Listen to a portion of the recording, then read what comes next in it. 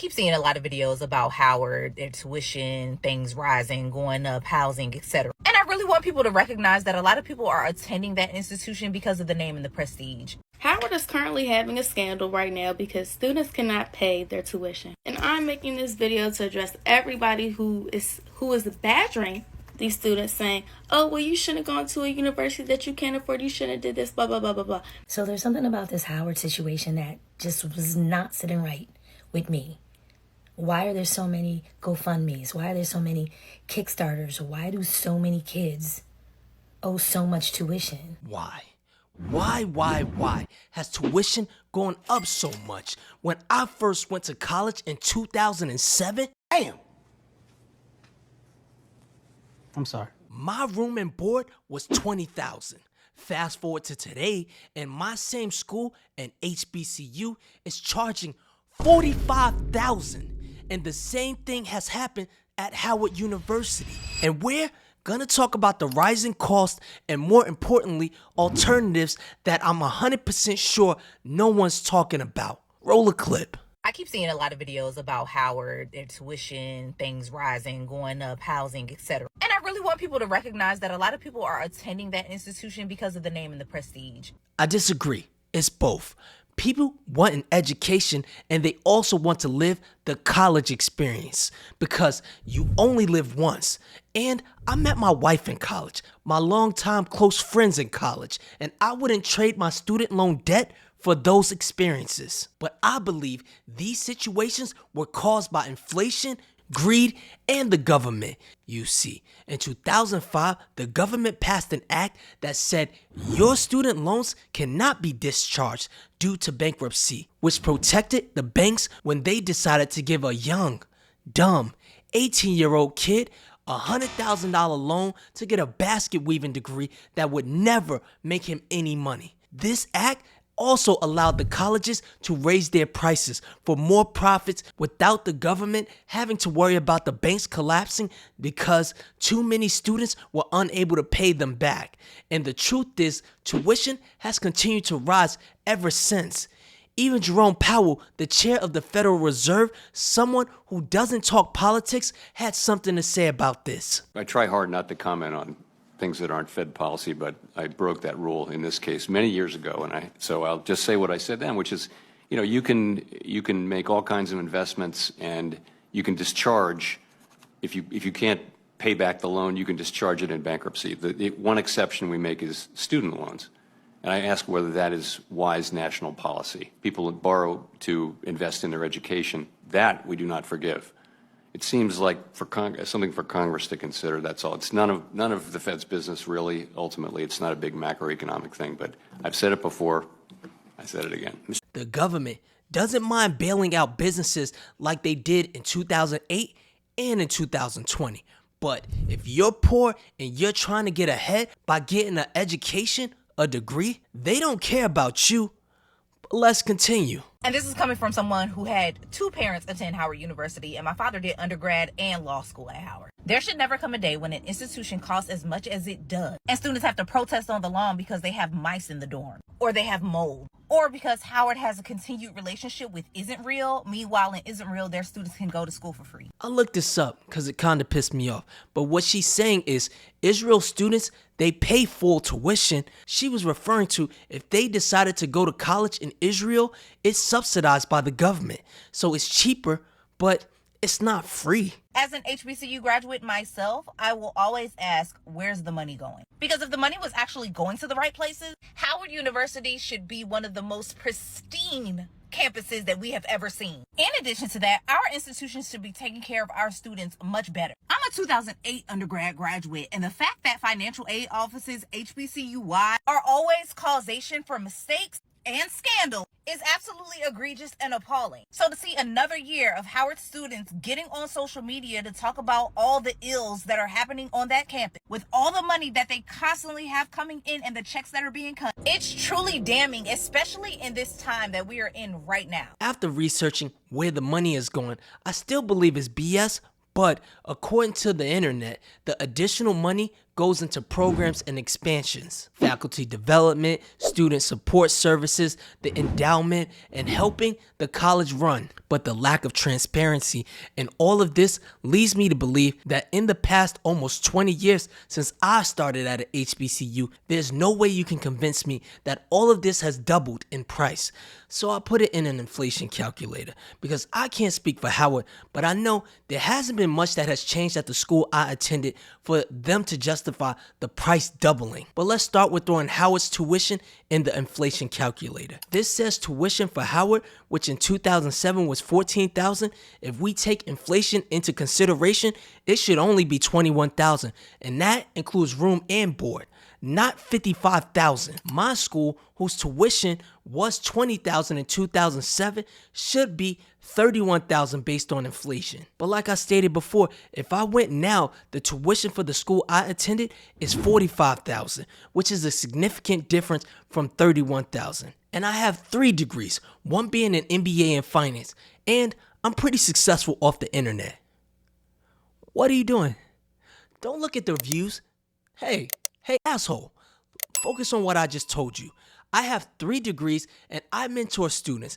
And when parents and the people I mentor ask me, should they go to college? 99% of the time, I point them to a cheaper college because the return on investment for most bachelor degrees makes colleges like Howard a bad decision. And if you wanted to go to Howard because your parents went, but you wanted to become a teacher like your mom or dad, I would tell you, no, no, no, no, no, hell no.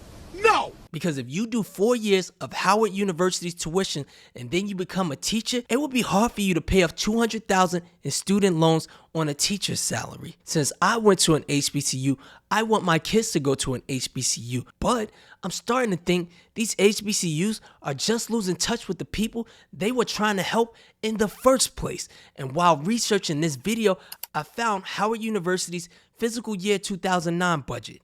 And I'll leave the link in the description.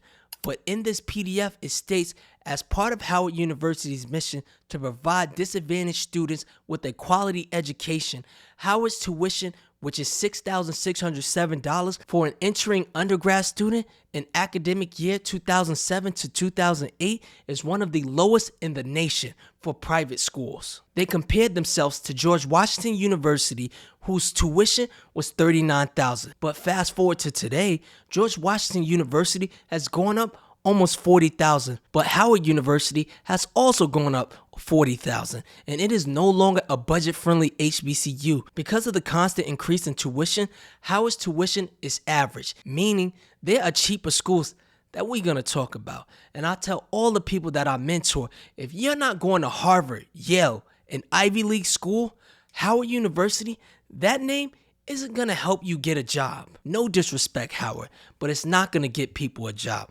Versus if you went to a state school and Howard charging $30,000 more than what they need based on an inflation calculator, $30,000 a year extra for each student. And we still haven't talked about the federal funding that Howard gets or the alternatives to Howard. But let's continue. Howard is currently having a scandal right now because students cannot pay their tuition. And I'm making this video to address everybody who is badgering these students saying, oh, well, you shouldn't have gone to a university that you can't afford. You shouldn't have did this, blah, blah, blah, blah, blah.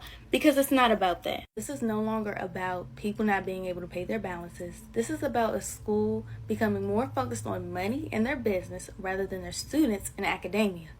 For the 24-25 school year, our tuition was over $50,000 a year. If we want to do some rough math, $50,000, more than $50,000, but we're just going to say $50,000 with 12,500 students. How much money is that every year in tuition? That's $625 million. And stay with me, our tuition is rising. $20,000 more. And it doesn't stop at tuition. Let's talk about revenue. How much revenue does Howard make every year? So let's account for 2023. How much did Howard make in revenue in the year 2023? $1.27 billion. Almost $1.3 billion.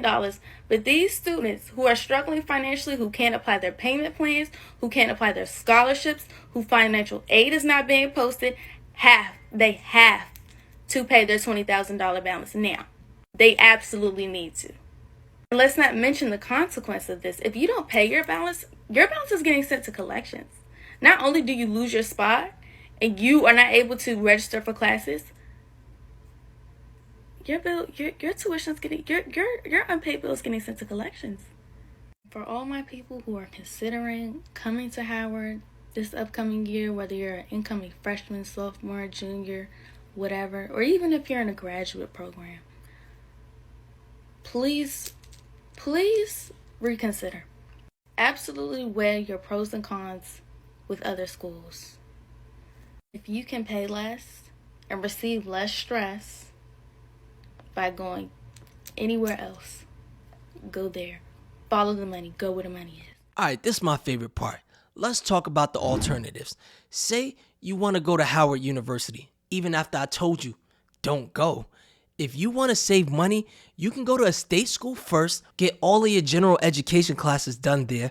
Some colleges have a transfer agreement with other colleges in their area. But if they don't, reach out to the Howard faculty or the expensive school you plan on attending. And before you take classes at a state school, check with them and make sure those classes that you're going to take at the state school transfer to the expensive school. Some colleges will transfer up to 60 credits, which is half of your degree. You could also go to a trade school and not attend college and still make good money. That's obvious, and you can just Google that, so I'm not going to go into deep on that. The next thing you can do is you can go to a different HBCU, like the University of the District of Columbia. That's in DC.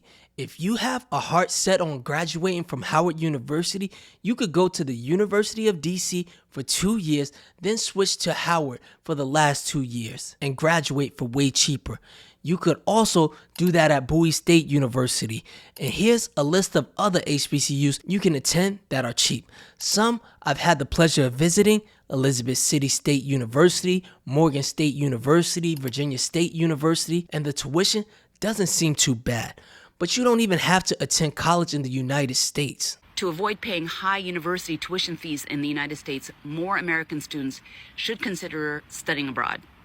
There's an increase in programs taught in English at universities across the globe, so you don't need to be fluent in that country's language in order to pursue a university degree at that university. And tuition fees are substantially lower than they are in the United States. For example, in Japan, 1 year's tuition is $4,000.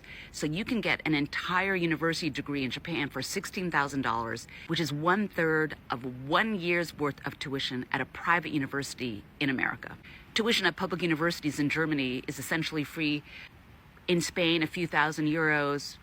You can study in Greece, Korea, Malaysia. The choices are actually pretty much endless. And students can also opt to go to the UK or Canada, where some have been going over time. Those are a little bit more expensive, but still cheaper than what you have to pay to get a degree in the United States. Plus, on top of all this, you get an amazing cultural experience. You can imagine what it's like shopping for cheese in France, or the food is like at the college cafeteria in Japan or in Korea. I mean, there's so much value in the experience itself. Historically, American students do not study abroad. Use your imagination and, it's actually an amazing value and an amazing experience. And if you're wondering why these colleges are so cheap, she talked about that as well.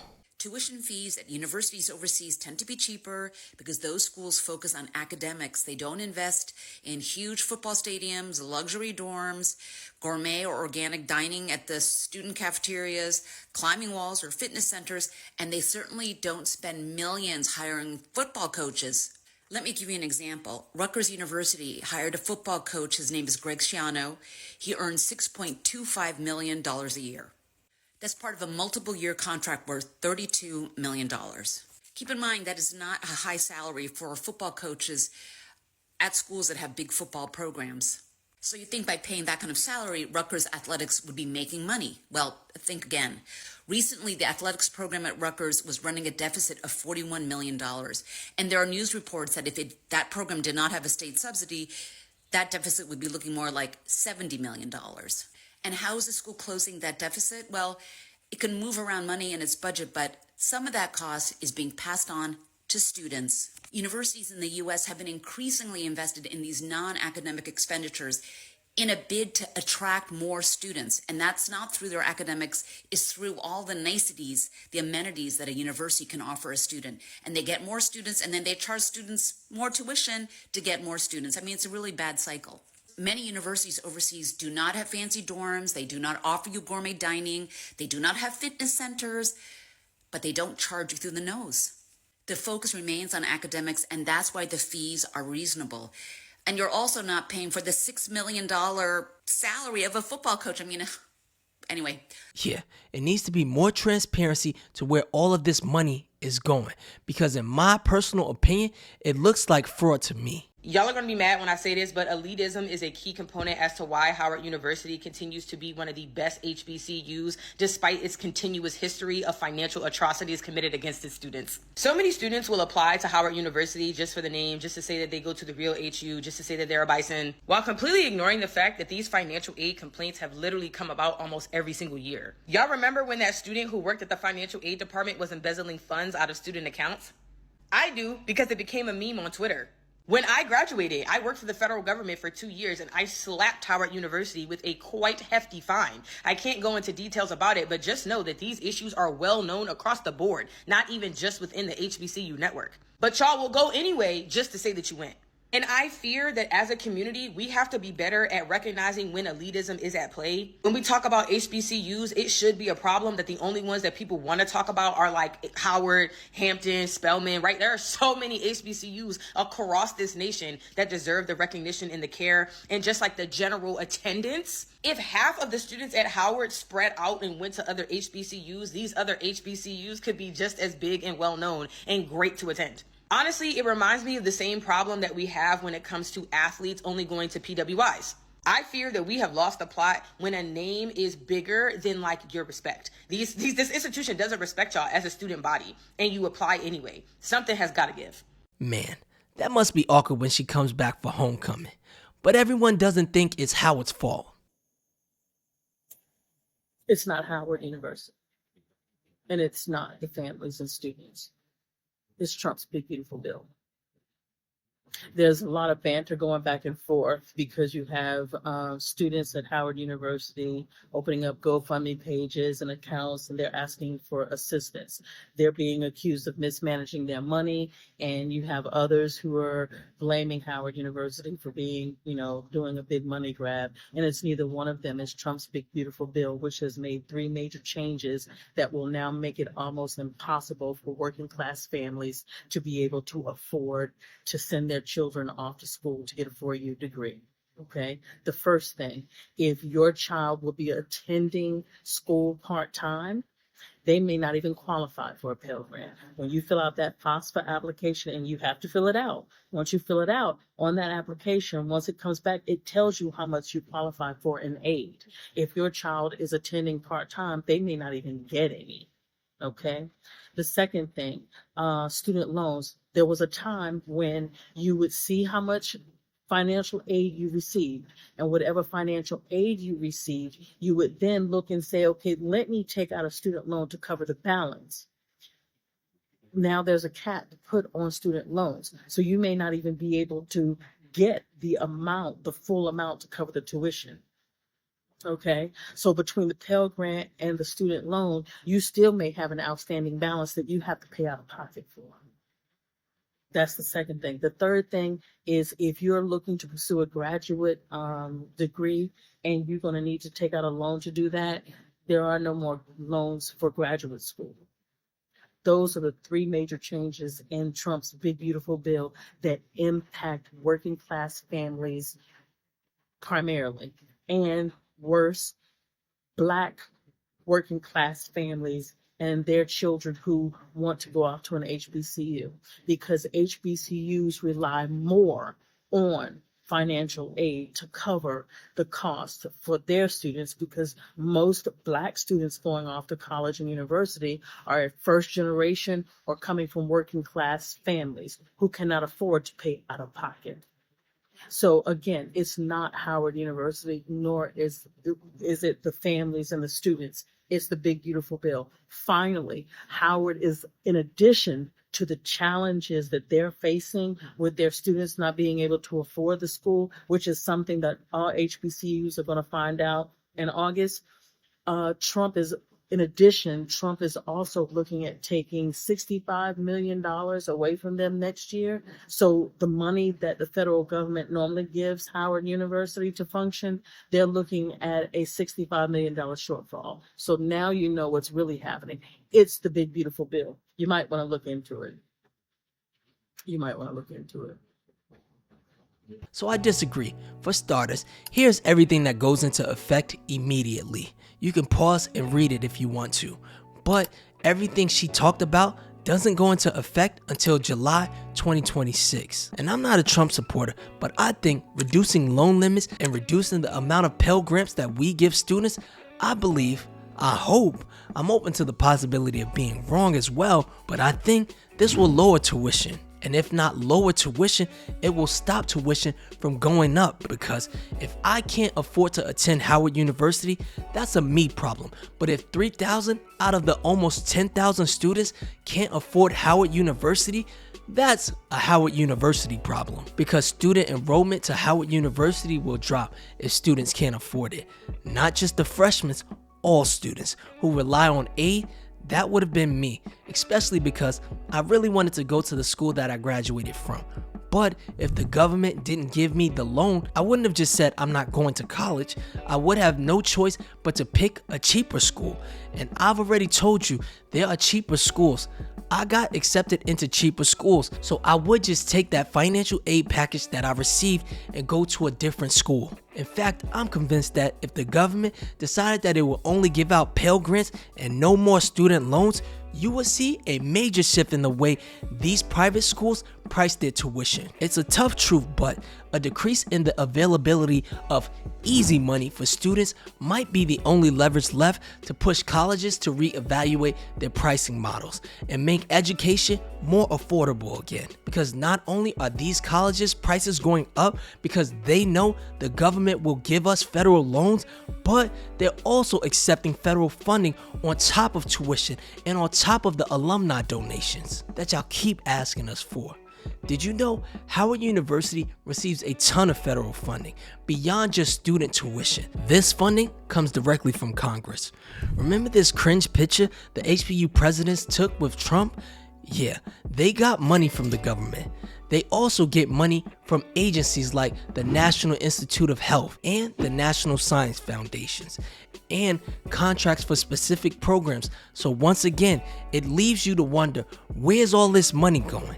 The truth is, I don't know. But what I do know is the dream of attending a place like Howard University, which we once considered an opportunity for low-income black people to better themselves, this vision is pretty much gone. First of all, a bachelor degree is not as prestige as they used to be when our parents were growing up. It's my personal belief that college is still a networking situation, which is why the wealthy still tell their kids to go to college. However, you don't have to spend a fortune to educate yourself and make a difference. I don't know, this video kind of reminds me of the video I did where I explained to you why, regardless of who is president, black people won't ever receive student loan forgiveness. And if you want to check that out, it's right here. I'm out.